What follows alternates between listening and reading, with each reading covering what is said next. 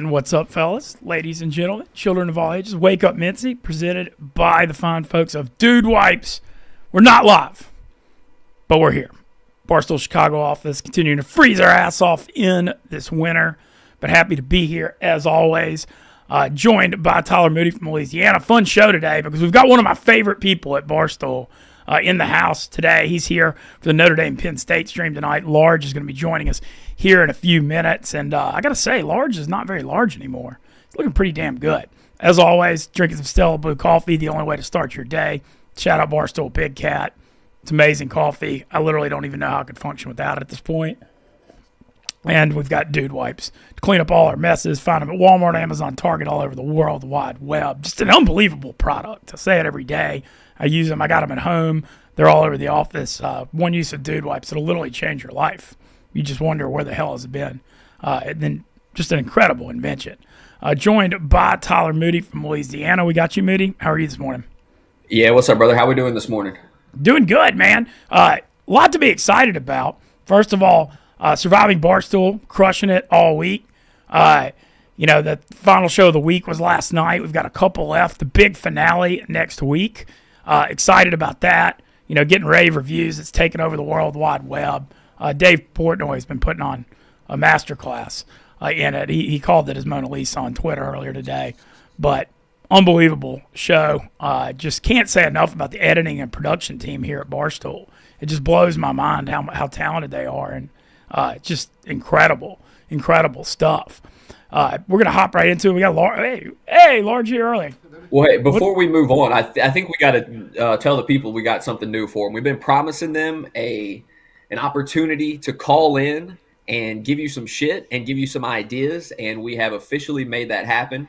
Now, the only thing is we cannot take these live. Production has asked for us to take voicemails and then react to the voicemails. So that's what we're going to do for right now. So if you guys want to leave Mintzy some voicemails, here is the phone number to call. 872-222-8541. It's right there on your screen. So you guys can leave Mintzy some voicemails. That'll give us a chance to check them out, make sure they're not too bad, and that we can give them to you on air. Hey, right, we'll turn it back. I love it. No, the chat's been calling for it. We want more. Hey, and look, I know there'll be some fun ones, good, bad. Roast me if you want. I don't care. We're just all about giving the people what they want. Shout out Moody and Stefan for helping make it happen. And now Large in studio. Pumped to see you, man. I feel like Large and his wife, St. Anne, were, two of my favorite people I've met at Barstool. And honestly, since I've left New York, I miss y'all. Thanks for coming in this morning. How are you? Yeah, the divorce was tough, right? But that bitch was just getting on my nerves, so I had to cut her loose. Yeah, it was dead weight. It's good to see you, man. Yeah, 25 good years, huh? Yeah, 25 good years. I decided to go for a younger model. She's doing well. She says hello to you. The kids say hello to you, the whole deal. How you been, Ben? I'm doing well. Just excited about a new year here. But been loving your content lately. You can just see, one of the coolest things about Barstool is where we talk about doing what you're passionate about. And, Large, you've really blown up that you got to try this. And you've been going to some cool spots all over New York. And it seems like you're in Chicago now, going to be taking it around the country. But, it's a cool project. Yeah, I like it. I've always liked food. And all my time I spent on Wall Street was entertaining people that I really didn't like, but in, great restaurants with unlimited expense accounts and stuff like that. So it kind of built up a palate for me. And then being a native New Yorker my whole life, it just makes sense that I do it. But we also travel so much with, the boxing and with NASCAR. So it gives me the opportunity to do like a Martinsville hot dog or fish and chips in London. Like, you know what I mean? Or even just to come out here. I shot 2 yesterday. I'm shooting another one today. So it's easy. And it's not easy, but I have a kid who's helping me out, this young guy, Ian Becker, in our New York office, who works primarily with merch, with the social for the merch stuff, which is huge. Much bigger job than doing my TikToks. So he, films it, edits it. You know how important that production stuff is. Oh, yeah. Otherwise, we'd look horrible. Oh, yeah, for sure. Our production guys here, I just said I was talking about Surviving Barstool. The talent level on our production team here blows my mind. I'm going to binge, I'm guilty. I haven't watched Surviving Barstool yet. I'm going to binge it. But everyone who's approached me, even the guy place where I got an Italian beef yesterday, it said, holy shit, watching this thing, it's produced like the finest of a TV show. So, yeah, hats off to those guys for putting that together. So what we're doing is I'll do 2 restaurants a week starting in February, and then we'll do an hourly show once a week for you got to try this, where it'll be like, marry, fuck, kill, pancakes, waffles, French toast, that type of bullshit. Also talk about the restaurants that I went to, maybe have a couple of chefs in, have a couple of people from within Barstool in, because everyone's like doing, not everyone's doing, but people are doing food content even in like a secondary way. If you're down south, you can't help but talk about some of the dishes that you have, right? Or that we've had down south, yeah. You know what I mean? And I don't know, it's a phenomenon that people click on other people kind of reviewing food that they have no intention of ever eating. You know what I mean? And they'll put like lists together or be added to like save lists. And even though, no one even plans on doing what I'm doing, they just kind of enjoy it. So I'm trying to take advantage of that. And it's something that I love to do. To your point, if I can do that, boxing, NASCAR, and all that other stuff, I feel good about it because that's a lot of fun for me. Yeah, no, follow. You got to try this all over social, Twitter, Instagram, TikTok. Y'all are killing it, man. I'm already excited to see the Chicago content of where you went. Did you get your good Italian beef yesterday? We did. I went over to. I'm staying at the Emily Hotel, so I was walking distance. Or I thought I was walking distance. Freezing out yesterday. I went to some place called Bari. And it's an Italian deli. It doesn't look like it would be a place that does a great Italian beef, but they did. And then I went to some place called Twin Anchors. It was Frank Sinatra's, one of his haunts. So I went there for the ribs. Today I'm going over to Rico Benny's with Eddie. Last night I did the bocce league with Eddie and Za. Eddie plays yeah, bocce. Eddie loves the bocce. Yeah, so I went to like Elmwood, something. Elmwood, I think. Yeah, Elmwood, Illinois, just outside of Chicago, and or a suburb. And we played bocce in this old school community center. It was like all older Italian guys. And this is me saying older. I'm 53 years old. But there's like all these older Italian guys. And I had a goddamn ball. Eddie is one of those guys who's just this pure Chicago. And I don't mean this as an insult by any stretch. Like regular guy. And I absolutely love him. And then to see Za on the other side of the court. Because Za's built for bocce. This is one of those ones where it's hard pan, so you got to roll. So it's a definitive advantage to be kind of closer to where you're releasing the ball, and no one's closer to the floor than Za. You know what I mean? So it was. Did Za crush it? Yeah, he did pretty well. But it was a good time all the way around. We lost 2-1. Real friendly type stuff. Old dudes, there are women playing on the next court. And one of the old guys is like, I can't concentrate when she bends over for the Polina. It's like real buddy type shit. So I enjoyed it. But I'm glad that you invited me on today too, because it was up and about. And I wanted to stop on and catch up with you. How you been, buddy? I'm doing well, man. Yeah? Just kind of starting 2025 here. Excited. So you're up here for the Notre Dame Penn State stream tonight. Huge streams. Shout out to love the way they did the schedule with college football with the playoffs and the way they did it around the NFL. I mean, we've got a football bonanza in the next 5 days. We got Notre Dame, Penn State, Orange Bowl tonight, Texas, Ohio State, Cotton Bowl tomorrow, the 2 semifinals, and then we have 2 wild card games Saturday with Chargers, Houston, and the Saturday night Steelers, Ravens, and then we've got 3 Sunday and then 1 Monday night with the Rams, Vikings. So next 5 days. Just cannot wait to watch football and bet on DraftKings with our partners. And super pumped about that. And people, obviously your son's at Alabama, but you're a Notre Dame grad. Yeah, I got out in 93, so I was 89 to 93. So I got there the year after the national championship. And then with my son, who's a junior at Alabama right now. Wow, he's already a junior. Yeah. How is he trying to get out in 4 years? Yeah, oh yeah, he's got the choice. Yeah. The checks stop in 4 years. Out of state too. But it's one of those things too where you send a kid like him down to Alabama, and I'm paying out the ass for it, and it's almost like I thought he was going to be guaranteed a national championship, right? Because that's how it was. Yeah. But when he didn't realize Nick Saban was going to leave. Yeah, exactly. And then I might be on the precipice of getting a national championship before he does. I'm not really bulled up on the Irish going into this game. I think people are kind of overestimating him a little bit, but it's fun. I've never done one of these gambling cave things. I'm not like a real, go fuck yourself, like that type of thing, but maybe I will be. Yeah, good crew in here tonight too. Frank the Tank, Chief, and you representing Notre Dame. Yeah. And then a lot of our Penn State crew. I believe Roan coming in, Max. Yeah, Big Max, Roan, Jeff D. Lowe. Yeah. Jeff D'Lo hit me last night. He's like, you want to grab dinner before you become my mortal enemy? So he's really into the whole, whatever, going after it. But Jeff, and then I think a couple other guys are going to be representing Penn State. Connor Griffin, yeah. Yeah, Connor Griffin, yeah. And so it should be a good crew. And then obviously a bunch of other people from in and around the office I think are going to be there. So that's it. But again, like, what is a guy like me, kind of soft-spoken when it comes to sports unless I feel real strongly about it? Can I kind of play the wall, sit in the back, have some snacks? I feel like with the crew of people, the characters in there with Frank the Tank and Roan and Max and I'm sure Big Cat and Walker and everybody, I feel like you'll be good. Yeah, it should be fun, right? I'm sure Frank the Tank will more than make up for you being soft-spoken. By the way, it's so nice walking into this office, too. Yeah, I know. How do you, it's unbelievable. Yeah, I walked into yesterday, and you guys had just gotten some spread from some Italian place. I mean, the whole thing out, and we're just looking for some running water back in New York. Shout out Cafe Bionda. Oh, was that where it was? Yeah, well, we have a thing in this office where, I remember my years in New York, there was always a big holiday party. Yeah. And we voted in the office. We do January free lunch instead of the holiday party here. Oh, is that what it is? So, we voted last year for it. We had an office-wide vote. Would y'all rather have free lunch in January or a holiday party? And everybody voted, or the overwhelming majority voted for the January free lunch. Yeah, that makes sense. So, I don't. We did the holiday party thing. I wasn't able to make it, but just a busy man. You are By busy. the way, NASCAR's starting up again. I know. So Daytona starts a week after Super Bowl, right?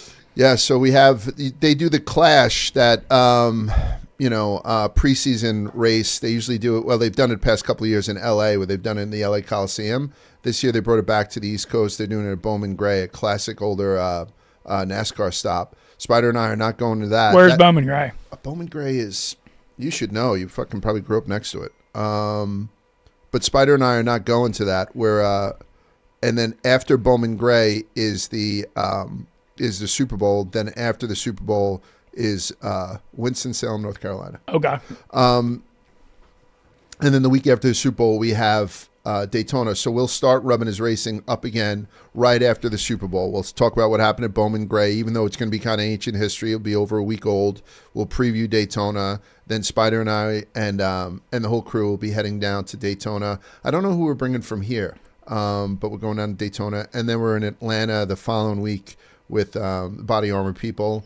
Talladega. We got a full schedule again this year. Hell yeah, man. So how many races do you you do, like one a month? Yeah, so what we try to do, NASCAR is the longest season of professional sports in the United States, right? It goes from February to November. It's a grind. And if you speak to even the best drivers, they tell you too. They're like, geez, I wish we could shorten this fucking thing.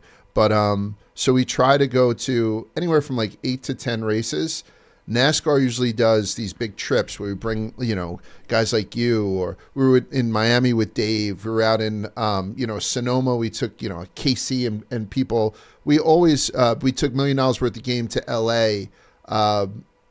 The Out and About boys, KFC guys, all these people have come with us to these certain trips. I think as far as NASCAR trips with Barstool personalities, we're only going to do about 3 or 4, and then the rest of it, Spider and I will complement and just basically go wherever we want. Do a couple more races in the kind of in the north, because they race in Michigan, Watkins Glen. The Chicago's around the 4th of July, right? Chicago one. Then I think this is going to be the last year for the Chicago street race. Oh, and we're going to Mexico City. They're racing in Mexico City, yeah. So can't that's wait cool. to see that you got to try this from there. Yeah. So imagine that, me doing the birria, with the real deal old school goat. So I'm looking forward to that. I'm gonna drive into Mexico City like a scene from Sicario, and we're gonna fuck shit up. But it's gonna be a very good season. Spider, by the way, for a guy who hasn't done content before, as a host, has taken to this like a duck to water. So we're talking to a couple of bigger sponsors and stuff like that. And it looks like the franchise is still doing pretty well. Hell yeah. Because it started with Dave. Yeah, Dave. Dave was the guy who did Rubbin' His Racing with a driver named Clint Boyer. And then when the pandemic happened and things slowed down, they'd stopped doing that. Clint Boyer retired, went into the booth so he could no longer do this. And then Dave was like, I'm going to take a step back. So when me and Spider stepped in, those are 2 huge shoes, a driver and Dave. Right, and then replacing them is me and Spider. but the NASCAR community has embraced us as these kind of Ted Lasso assholes who are trying to bring the sport to people who know, who otherwise wouldn't have watched it. So it looks like it's working out. I'm loving it. I love being part of that sport. What's the NASCAR culture like? It's I can tell you right now. So I cover boxing. So I can have a 12 noon Zoom interview with Adrian Broner, who's a piece of shit, and he'll show up at 12:30 and he'll click on his Zoom and he'll be, with a bottle of champagne in bed in his underwear and no anything. Just you get the biggest fucking driver in the world, Chase Elliott. You have a noon interview with him at 11:55. He's on there with his hat on, the whole deal, just kind of ready to go. You give up a little bit with how interesting and, they can't curse and stuff like that because they literally wear their sponsorship on their chest. Yeah. Like Raising Cane's and Stella Blue and Dude Wipes and all that stuff we put out. They're constantly walking billboards. When they get out of their cars, which are, driving billboards, their fire suits, which are walking billboards. So they are pretty protected. It's tough to drag those sound bites out of them that we love here at Barstool, but it's just, I don't know. It's just, I'm having a great time. I love the South, as you know, right? So I lived in Atlanta for a little bit. Obviously, I sent my oldest son down there to Alabama.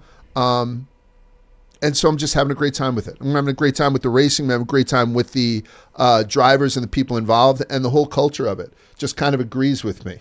And I still don't know how to drive a fucking stick. I'm from Brooklyn. I didn't get my license till I was 21 years old, and now I'm covering NASCAR. Doesn't make much sense, but I'm having the time of my life. Hell yeah. What are some of your favorite stops you've been to? I can tell you right now, everyone says Talladega, Talladega, Talladega. And I loved my time at Talladega. We're going back again. I believe that young lady, Mooby, and her people, like her girls, Smelly Kelly, who works with them. Okay. I don't like saying any girl's smelly, so it may seem like I'm hesitant. But Kelly, who works with Mooby, I think they're coming down. We had Bree and Grace last year. I don't think they're coming down together this year. You know what I'm saying? Probably not. Yeah. Saw Grace is on Theo Vaughn. Yeah. I love Grace. I mean, I love them both. It's tough when you kind of work with people and you see like relationships disintegrate where they seem like, they were very, very good friends. So it kind of is a little bit of a heartbreak, but it is what it is. But so Talladega is great. It's the most southern that I've ever felt. The boulevard is awesome. Stripper poles and bands and just fucking Everclear. And it's crazy. But sometimes I like a little bit more white tablecloth type shit. So the best experience I've had on a trip was by far Sonoma. It was one of the worst races. But these NASCAR people took us up the one side of the mountain in Sonoma, down the other side in Napa. We had a ton of red wine, which is my kind of thing. Oh, yeah. Yeah. And I love Daytona. Daytona's a little bit more corporate than Talladega, but I love that. And I mentioned Michigan. We were the Grand Marshals at Michigan, Spider and I, season before last, excuse me. And Michigan's like a mini Talladega up north. You find these little pockets of places where they have no business having these like absolute great times. Like Pocono is a great place to see it. We're going to do Dover this year. Like I've never been to Dover. I've never been there. Yeah. So I think all these places, we've never seen a race in Texas. Spider and I haven't been to one-on-ones. So road courses can be a little bit more tricky to watch. You've seen it with here at the Chicago Street Race and whatnot. So I'm an oval guy. I kind of like short tracks. We've had some really good times at Bristol and whatnot. But the whole experience, I highly recommend it. You'll never be a NASCAR fan if you don't go to a race first. No, I agree. I went to Daytona once, and I believe it was like 2012 or 2013, and it got rained out on Sunday, and so they ran it Monday night under the lights, and it was just one of those like just incredible bucket list experiences. When you're like up against the cage, and they're coming down the backstretch. I mean, you feel the rubber from the tires hit you. Yeah, 200 miles an hour going by you on a super speedway is unmistakable, right? And and you can get right up on that barrier. It's almost. I find it to be sometimes irresponsible because these guys are rubbing a wall. You're all of a sudden getting your Darlington stripes. So this guy is like rubbing the wall the whole way down while kids are up against a fucking cage. It's madness. Noah Gragson had a brake pad blow up at St. Louis, and one of the lug nuts from his car, no, it wasn't. It was like a small piece from the car shot out into the crowd, hit a guy dead in the fucking chest, and knocked the guy down. And he just got up, started taking pictures with them. Noah sent him a shitload of merch. If that would have happened in any other sport, that guy would have had a class action lawsuit that would have went on for years, and he probably would have been a fucking millionaire. So the whole thing is, I'd love to get you down to a race. I'd love just to introduce you to these drivers, because they become like friends to us. Legitimately, we go to drivers awards. You meet their parents, their significant others. Yeah, their kids, their parents too. And they're very, very common. Annie and Bridget are coming down. We decided not to divorce. She's coming down to Daytona with my daughter. Y'all got back together. Yeah, my 14-year-old daughter's into it. Like she has a little crush on Ty Gibbs, which helps. You know what I mean? And what am I going to say? No, don't have a crush on a handsome young rich kid. You know what I mean? But like, so she goes down there. She knows all the drivers, and yeah, it's a good family sport, and I'm having the time of my life. Good drinking sport. Like when you're in the infield, me and jet ski on the top of somebody else's RV, just kind of pounding them away as the cars are going right by us because they set up these things. It's a great, I love college football and tailgating, but I think the tailgating at NASCAR blows it away. Okay. Yeah. That's what I'm going to say right now to you, college football guy. Okay. Yeah. Okay. Well, like I said, I've only been to Daytona, so I haven't seen the whole scene. I've obviously heard, like, if you're from the South, the legends of the Talladega stuff always kind of follow you around. Everybody, there's a cult following. I know a lot of people in the South that just go to one race a year and they just go to Talladega. Yeah, and it's a super speedway, so they say you can fit every SEC stadium inside the infield of Talladega. Daytona has a lake on the inside, which we fished with Sydney Wells. Did you do any hunting things with her yet? I've done so. I went fishing with her. I didn't hunt. Okay. Yeah. How did you enjoy duck hunting with her? I've never fired a gun like that in my life. Neither at Spider. We went with the Dive Bomb crew. That's the people that I think sponsor her, and they do all this outdoor wear. And by the way, it's space age technology, because I was sitting in water that we had to, like cold plunge type water. We had to break the ice to wade through to sit in a duck blind in this freezing water, and I was never cold. And you just basically sit there. You have this guide, get up and shoot them large. Safety back on, like all that. They're really safety first type people. They're conservationists in as much as what we can. All right, that's a second hen. That's all you can bag, today and all that. But I find Sydney to be absolutely extraordinary. We're looking to do some more stuff together, maybe with the Dive Bomb guys, because a lot of the northern races are in migratory patterns. So maybe we can go see a race at Poconos and then shoot geese later on that day, or whatever the fuck they do. Did you kill any ducks? I killed 6 and I cooked 12. Yeah, so they had a little machine, sort of. You go to country clubs, they have those shoe buffers. Things that goes around. They had one with like little rubber nipples on it, and you just hold the duck to it. It rips all the fucking feathers off the duck, easy peasy. And then I just filleted the breasts, and I did them all outdoor on a Blackstone. Low heat, let that fat render off. Then we put it, just salt and pepper. Mincy, I made a DLT, like a duck, lettuce, and tomato. It would have blew your fucking mind. I totally believe it. Yeah, and it's a good culture for me. As long as these people, I don't know if I'd go hunting again. I would go hunting with Sydney and her crew 5 times a year. She's that, and there's a lot of content being made by outdoor girls where they're in bikinis holding up like their fish. You don't even know if they actually pulled it in. I'd ask these guys, these like burly men's men. I don't have fucking calluses on my hands. These guys are like, about Sydney, and they're like, she's the fucking real deal. We go deer hunting. There's 10 of us. 9 of us has rifles. She's the only one with a bow, and she's bagging everything. So she's an absolute rock star in the forest, because her dad was such a legend. So I was extremely impressed by that. I try to talk about stuff, because from my experience of where I've started in this industry, I've met so many extraordinary people here at Barstool that I like to tell their stories too, and Sydney's one of them. Oh, Sydney's phenomenal, Yeah. and she's crushed it with outdoors too. She's done such a good job. The merch is all great. Yeah. I got to go fishing with her at the end of the earth in Venice, Louisiana, and it was an awesome experience. Really? Oh yeah. It was Did you catch anything? Caught some. Actually, did catch a few. We went fishing her in Daytona in the lake, and it was the wrong time. It was the only time they can get us out there when the cars weren't going around, and we'd have a better chance of catching AIDS. We couldn't get a goddamn thing. Why was it the wrong time? Is it? If the sun was right up above head, which I guess sends the fish somewhere else, and every now and again there's a couple of pace cars going around, so there's a lot of like movement and vibration. So we wanted to get out there at like 5 a.m. to kind of hit the fish early, but we weren't able to get access to boats by that time. Daytona was very, very nice, letting us in and giving us all this access. NASCAR gives Barstool more access than any other professional sport league. I don't know if there's even a close comp. I know the foreplay boys who, have created an empire get some stuff with, PGA. NASCAR gives us more. I mean, I can jump in a car at any point. That's how I feel, So, yeah. Have you ridden in a car? So I know you're really tall. So Spider and I went down to Darlington, and it was just he and I. They took our sizes before we went down there. I said, I'm like a 3XLT.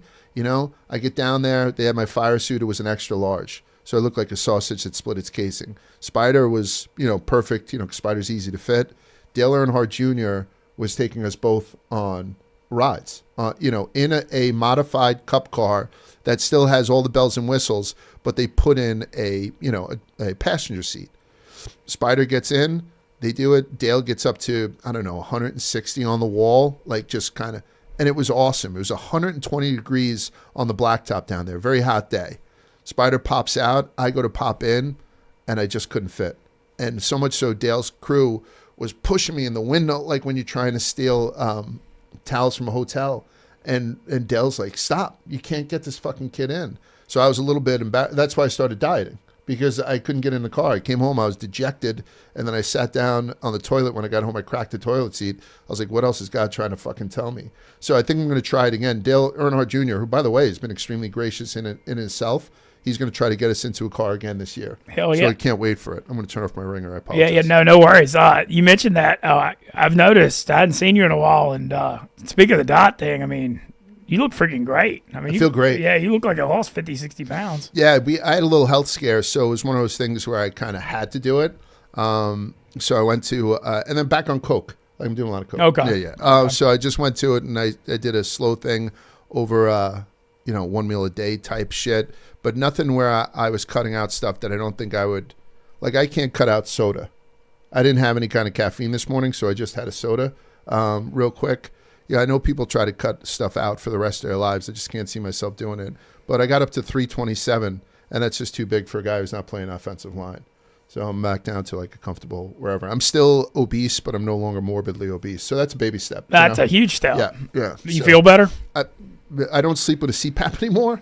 This is old man talk, by the way, if you guys want to know what it's like to get old. My knees are better. I'm not taking the Losartan for my high blood pressure.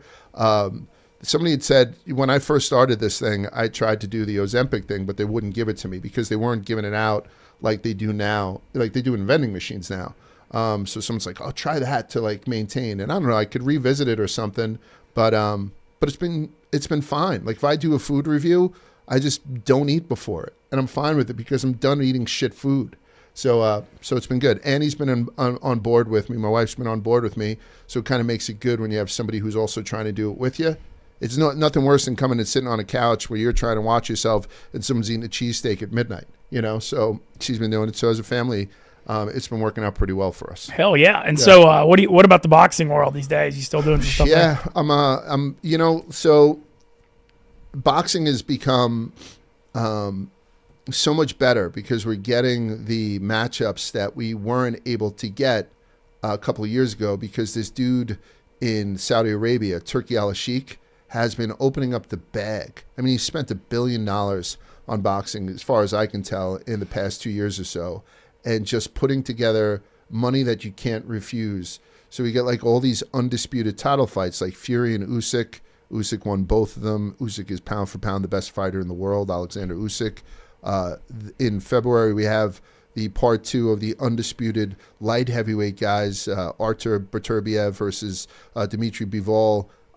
Again, these are power. That undercard for Bivol Beterbiev part 2 is one of the better undercards I've ever seen. Shakur Stevenson's on it, my man Big Bang Zhang, Joe Parker, Daniel Dubois, Schofield. Everybody is on this thing. So I still have a relationship with DAZN, so I get the access that I need. And then obviously the Canelo stuff always works for me. It's I mean, I got the Canelo tattoo last year, and he's been very cool, like trying to like make content off of that. I'm going to get that thing removed as soon as he loses a fight, though. And so it's been good. And that's my favorite sport growing up. Like boxing was my shit. As a matter of fact, I dug out my old boxing jacket from Notre Dame. I'm going to wear it to the thing. Oh, hell yeah. Yeah, it doesn't fit as well. I fought at like 212. But how was your boxing career at Notre Dame? But not great. Like, I'm not a good boxer, but it was one of the better things that I've done, like kind of ham and egg type shit. And we do this huge tournament called the Bengal Bouts. So anyone who made it to the finals of the Bengal Bouts gets like a varsity jacket, like the football players. So I happen to have one. Because made it to the finals in the heavyweight division, so I'll bust it out tonight. A little bit tight on the big man, but still not as tight as it used to be. Damn right, yeah. Let's make some lemonade out of this. Yeah, well, I'm excited about this game tonight. Notre Dame, this season they've had is just phenomenal. Everybody was raining on them after they lost to Northern Illinois in September, but since then, I mean, they've been dominant. Marcus Freeman seems like one of the rising. I mean, he's a rising superstar in college football, and when you look at Notre Dame the last few years, a lot of people give them grief because they lost to Marshall, Stanford, and Northern Illinois as big favorites. But every single game that's like close or against a top 25 team, they always show up and they're always ready. And he's got some swag. Like the both playoff games, you kind of saw some dance moves on the sideline in the third quarter of the Georgia game, and then he kind of was messing with Indiana, acting like he was going to run a fake field goal when they called the timeout in the third quarter of the first-round playoff game, and he had this smirk on his face. Yeah. That was really noticeable and funny. But when I look at this matchup tonight, our partners on DraftKings have it Notre Dame a 1.5-point favorite, over under 45.5. I like Notre Dame in this game. I just believe when you look at the coaching matchup, James Franklin at Penn State notoriously never wins big games. And Freeman does nothing but win them. And I think off the coaching matchup is one of my favorite reasons I like Notre Dame. But what do you think about it? Like, as soon as I ask people their opinion on the game, they right away go to Freeman. Freeman versus Franklin. I guess Franklin's kind of easy to hate. There are a lot of people, even on the Penn State side, who don't like the guy. So I think that kind of skews it a little bit. Do you like the line 1.5? I think that's about right. I mean, I think it's really close. When you look at Penn State's got a good running game. Allen and Singleton, two good running backs. They've got a super elite tight end. Tyler Warren is going to be a first-round pick. Aller's a better passer than Leonard. Penn State's a little weak at the wide receiver core.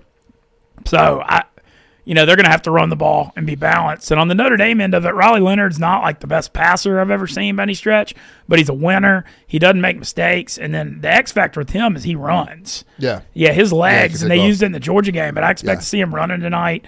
Jeremiah Ford and Price, Notre Dame's got a really good running game. And I don't know. I think it's going to be a little lower scoring. Over-under opened at 50, now 45.5, and that pisses me off. Jump. Yeah, that pissed me off because right when it opened at 50, I was like, oh, I love the under. Right. But now I didn't bet it, and now I'm hesitant to bet it at 45 because it's like you're getting the wrong number. That's the thing. You got to get it early. But I'm leaning Notre Dame in this game tonight. I just believe in Freeman and that culture. And Penn State, look, the Franklin thing's interesting. He's done a damn good job at Penn State. They win like 10 games every year. Yeah. They win all the games they're supposed to, which Freeman struggled with a little bit. But he just hadn't been able to beat Ohio State, and he hadn't gotten over that hump. You got to give him credit. They smoked SMU, beat Boise 31-14. Obviously, they benefited from an extremely weak draw in the playoffs. But, I mean, I don't know how you can do better than winning by 28-17. They took care of business, but I just still got to see them get over that hump to believe it. I'm tempted to hammer the over now. That's my only thing. I will tell you that as an alumni, which sounds like a scumbag thing to say, just as you go through all these coaches, Lou Holtz walked on water when we were there, right? And the Bob Davie era was kind of meh. The Charlie Weiss thing, there was some animosity when he had left. Tyrone Willingham never got the status that Freeman has put us back into the national spotlight as having like a stud coach. When Brian Kelly was there, how are they feeling down in LSU with Brian Kelly? They've been on him a little bit, but I think he's kind of getting a bad rap. Okay. When I look at Brian Kelly, like first 3 years, he won the SEC West the first year. Second year, they won Jaden Daniels won the Heisman. They just had a bad defense. This year was a little bit of a rebuilding year. They went 8-4. They're on him, but they're crushing the portal, and I think LSU's poised for a big playoff game. Well, we're gonna bring in. We got a little surprise. We got a little guest. Are you here? Are you here? What's going on? Oh, Moody, can you bring the guest in? Good morning. Good morning. How are you? Doing good. Got the Saint on. Oh, that's my wife. Yeah, there's no video, guys. sweetheart. Hey, what's up? How are you? It's nice to hear your voice. Oh, there's no video. Okay, No, good, there's good no to know. video. They're in the studio. Yeah. Well, there is. It's not on our studio. Yeah, put your top back on. Damn it! You know what? I had to put the Coke away and everything. Jesus Christ! So if people don't know this, my wife, St. Anne, she's a lot of people give me kudos about the 9/11 blog that I wrote that we republish every year. And obviously that's Annie's story, but I told it because I'm a much better writer than her. And we try to do just about everything together, including when we did Hogs for the Cause down in New Orleans. And that's when Annie and Ben got very close because of all there was so many things that you guys were juggling between, just the little, I don't know, intricacies of setting up the goddamn tent with the fucking this and then that. And Mangold was down there with Annie, and you were going out and doing all that stuff. So Annie and Ben had gotten pretty close. And we spent a lot of time while we were down south with you, did a couple of restaurants and stuff. So, you're one of Annie's favorites, no matter how much I shit on you at home. And so it's nice to have you on. How's it going, woman? It's great, thank you. I can't complain. It's freezing here. The wind is out of control, but everything's good. How's Chicago? Yeah, Chicago. I walked over. I was telling Mintzy for an Italian beef yesterday. It was a little less than a mile away from my hotel. Absolute mistake. So I'm going to do Ubers just about everywhere. I think we're going to Rico Benny's with. I think Gruden might be going with us. Oh, cool. Yeah. That'd be kind of cool. I'm looking forward to meeting him. Yeah. He's here for the streams this weekend. Oh, okay. So Tread he'll lightly. be on with. You got to fit into that shirt, into that jacket. Yeah, exactly. My varsity jacket, I like to call it. How are the kids? Everybody okay? Safe and sound? Oh, like they got up this morning. They got out. Everybody was late. It was a typical day. Yeah. I like when we decided to start a family and whatnot, so we have 3 kids, junior in college, senior in high school, and a freshman in high school. And every one of them is the absolute bar exam. And I can't imagine somebody doing a better job with it than Annie. We get a lot of compliments on our kids. Stop. So they're good people, but it has nothing to do with me. It's this bitch right here. You gotta find one of these. For I do. You really do. Yeah. It takes a fucking. How's the Alabama going? Mick, Annie, you can answer it as well as I did. Mick's having a ball down there, right? I mean, he's having a ball. He's having the greatest time of his life. And I tell you what, any kid who wants to try out for college and try that whole fraternity thing, my God, Alabama is top of the food chain for that. I can't think of a different, unless someone can prove me wrong, I think Alabama might be the best place for this fraternity. For frat life. No, God, yeah. Would you agree that you would never send our daughter there, though? Because that sorority rushing thing is... She's not even allowed to visit. It's absolutely crazy. No, it's insane. Rush week for girls? Oh, it's so high pressure. We dropped Mick off and his freshman year, and we were both puddles, crying, our oldest, just going away to college for the first time. And as he's hugging us goodbye, we realized he was ice water. Like, I was like, oh, I'm glad you're being strong for all of us. But every time he'd hug his mother goodbye, he'd look across the quad and see 30 girls in sundresses rushing to some, and then everyone down there is beautiful, So we call him Frat Jesus at home. Shout out Pike, Alabama Pikes. And he's having a ball. He's doing all the trips that he needs to do. He's been to LSU for a game. He's been to Ole Miss for a game. He's gone down to Mardi Gras. They've done stuff in Florida. They go all around. And it's been a pretty good experience. So as much as we love Greek life at Alabama, I don't know if it would be for my daughter necessarily. But Mick's having and that sounds sexist, but Mick and my daughter have different personalities too. So it just doesn't fit her. But what he's doing on a whim, we let him do this whole thing with the frat because he's from the North, and we thought it would be a good way for him to ingratiate himself. And he's having and these houses are like $20 million. Oh, mansions. yeah, like Southern mansions. It's great. Ann, you've been to the house. You almost feel safe having the kid there. The people who cook for them are like mothers, right? Yeah, they have house moms. Yeah, house moms, house dads, the security. Thank God for all that. Keeps them in line. But they do a pretty good job when it comes to looking out for each other and making sure that everybody's accounted for. I like that. I think that's something that you're right. It should be said that they look out for each other and that they have house moms and house dads. They keep them fed and they keep them safe. That's all we can ask for, right? Yeah. There you go. Well, Ann, how are you doing in the new year? Life good? You know what? I tell you, for the first time, everybody's happy. They really liked their Christmas gifts. It was the first time that anybody actually opened a gift. Like, they all walked away happy. So that's a first for us. I can't say, that for the rest of the world. Every time you turn on the news, it's like something's burning down. So, you don't want to turn the TV off and turn a blind eye, but thank God in our home everything's good. How about you? Doing good. Just excited about New Year here in Chicago, and Large is super impressed. Is this your first time in the Chicago office? So I came here for the dozen tournament, and it was the one where we lost to those.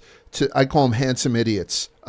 Fights. I'm still mad about it. Dana and Compton and Will Compton. These guys. I mean, say what you want about them. I would have sex with any of those guys at the drop of a hat. And fucking Will Compton was pulling out. He was showing the math that he was doing, and I looked at it. Math is totally off, and yet he was getting right answers. These guys were like kissed by an angel that time. So as soon as it was done, I had asked Caitlin, "Can you get me on a flight right now?" And I just got the fuck out of Dodge. So I've been here, but it was more of a clusterfuck when I was here. So this is the first time I've got to sort of experience everything. I will say, I don't know how long we have Annie on.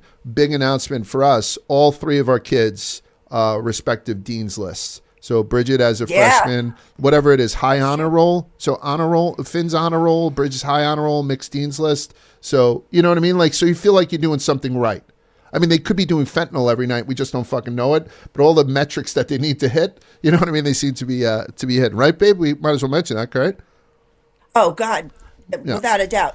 And it's not easy. They get a shit ton of homework. I don't know how they do it. I was not a school person growing up. Mike definitely was. I wasn't. So it's hard for me to tell them, sit down, do your work, because they, I'm pretty open with them. But I watch them. They're diligent. They're right on task. It's big for them. Yeah. I heard Large said Mick's he's on the 4-year plan at Bama. He's good. Luckily, he's not on my graduation plan, or y'all would be very, very poor. How long did you stay? It didn't really start out that way, though, did it? No. Oh, yeah. And here's another tip for all you young parents. When you send your kid to school, make sure they know that when they drop a class, like Mick was like, "Oh, I'm not doing good in this class. I could just drop it? Are you kidding me? That's awesome." Not knowing that he had to pick up those credits somewhere along the line. So he built himself a little hole early. Great GPA, not a ton of credit hours to show for it, but he's been building back up. So this was his biggest credit load this past semester, where Dean's List performance from him. But as they're navigating it the first time, we try to let them do it themselves to a certain degree. They find ways to fuck it up. That's why God created summer school. Yeah, exactly. He's done a couple of summer classes and stuff, and it's good that you can do it online now too. What a difference. But yeah, so no complaints really from the homestead. And I think work's going pretty well. I'll have to speak to Dave about it, but I think everything's going okay. Well, hell yeah. I'm glad to hear all the positivity. And it's great to hear Ann's voice again. Mm. Yeah, when you come over. Mintzy. Yeah, we'll see. Yeah, I'm gonna get back there in summer. For sure. Stu Finer's been killing me, but I'm overdue a trip to the pool. Oh yeah. Yeah. So I'm planning on getting up there in summer, but yeah, I hadn't been back to New York in a couple of years. But we got it rolling here in Chicago. I mean, I know that's true. That's 100% true that you guys have everything that you need here. But I think sometimes when I see people from Chicago come to New York for whatever reason, like Spider was in the other day for something that we were doing, NASCAR or something, it is kind of a fresh perspective on making content with old faces. Like, like I come in here and you're like, "Oh, dude, Wake Up Mintzy." Done. Like, you know what I mean? Yeah. We do still have, I know New York gets a bad rap sometimes, but it's such a good core of people, talented people, creative people and stuff like that there's still a lot of wood to chop and content to be made. So if you came back, it would be wonderful to have you, do something with me. Hell yeah. And, or do something with anybody. I want to do some You Gotta Try This with you in the South at some point. Absolutely. I think we're getting a Portuguese sausage, right? We're going to Filipino. Filipino. We're about to go to Uncle Mike's. Tell me place. about it. I want to hear about this. Yeah, Uncle Mike's place, my favorite breakfast place I found in Chicago. It's like an 8-minute walk from the office, but they might have the best skirt steak I've ever had. And then they've got the longanisa pork and the tocino sausage, like marinated. Yeah. Yeah, large. It's about to be a protein. Oh God. It's about to be this is good. I'm very jealous. I didn't come on this one. Yeah, it's about to be we're about to have a old school protein fest here. I like the New York office better than the Chicago office people wise. Like Nick Tarani works here, and I fucking hate Nick Tarani. Jerk off. Oh no. I've said that for years. I love Nick, but I'm telling you right now, I love this city. Chicago. I was gonna say I love it too. I've really enjoyed living here. And look, I'm not like saying I hated New York, because the New York culture food, history. There's so much there. Just the cost of living thing here is so much better. Yeah. And so we just started congestion pricing. Every time I go to work, it costs me an extra $9 now. They put on. Yeah, top what's of, the backlash on that? People are fucking hate. What they'll do on the news is show like the one or two like blue-haired people who are like, oh, it's great, I can ride my bike in peace and shit like that. But everybody else is like, go fuck yourself. And it's everyone is rushed to get those fake decals you put over. You've seen them, Annie. Like you put over the 8 in your license plate, so it no longer shows. It's sort of like an invisible barrier. So they can't read your license plate and they can't charge you. And allegedly, like it's a very punishable offense, but it's also very tough to try and enforce. So I might try to do an end around too, just because it doesn't seem like I live in a city where everyone has to play by the rules anymore. It's fucking And don't bedlam forget, you in New can't York. really take mass transit. You can't get on the subway because you're going to either get lit on fire or pushed in front of a train. So always got that. It's catch 22. Yeah.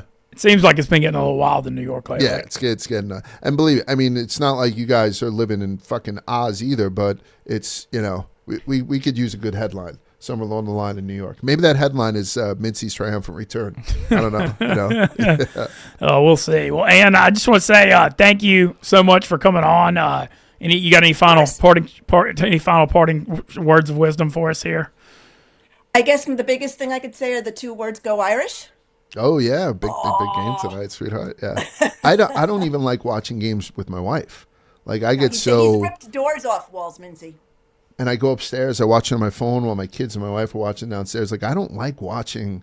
You know me. I'm not a huge sports guy. Like I just explained to you boxing. If I was, it would be huge. But I don't know. I get very fucking tied up. I'm not like myself. So we'll see how it goes tonight. But yeah, go Irish. I'll see you tomorrow, sweetheart. No hookers. Sounds good, babe. Yeah. Thanks, Mintzy. Yeah, join Notre Dame Penn State live Barstool stream tonight. Join us for it. Quick thing, final parting shot. Like I said, I like Notre Dame by 1.5 tonight. Ohio State's favored by 6 over Texas.